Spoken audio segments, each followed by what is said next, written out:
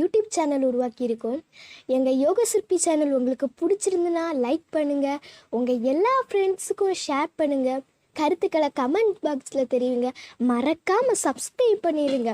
உங்களுடைய ஆதரவு எங்களுடைய வெற்றி. வாழ்க வளமுடன். அனைவருக்கும் இனிய வணக்கம். நான் சைனாப்சல் யோகா சங்கத்து மாஸ்டர் ஜிஎஸ்எஸ் பாலாஜி பேசுகிறேன்.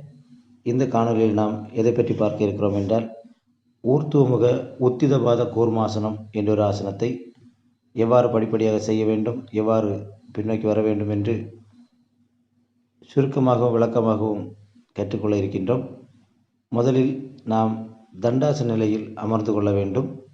பின்பு மெதுவாக சாவாசன நிலைக்கு நாம் செல்ல வேண்டும். 2 கால்களையும் மேல் நோக்கி முழங்கால் மடங்காமல் உயர்த்தி கொண்டு கால்களை அகலமாக விரித்து தரையில் படும்படியாக கொண்டு செல்ல வேண்டும்.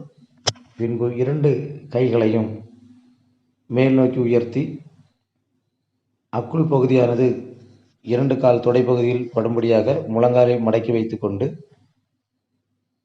கைகளை முதுகுக்கு பின்புறமாக கோர்த்து பிடித்து கொள்ள வேண்டும்.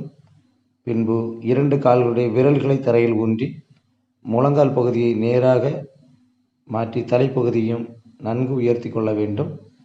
இவ்வாறாக ஊர்த்துவமுக உத்திதபாத கூர்மாசனத்தை நாம் செய்து கொள்ளலாம். பின்பு கைகளை விடுவித்து தலைப்பகுதியை தரையில் படும்படியாக வைத்துக்கொண்டு கைகளை மேல் நோக்கி உயர்த்தி தரையில் வைத்த பின்பு 2 கால்களையும் முழங்கால் மடங்காமல் மேல் நோக்கி உயர்த்தி சவாசன நிலைக்கு வர வேண்டும். இப்பொழுது கைகளை 45 டிகிரியில் சாய்வாக வைத்துக்கொண்டு சாவாசனத்தில் ஓய்வு நிலைக்கு வர வேண்டும்.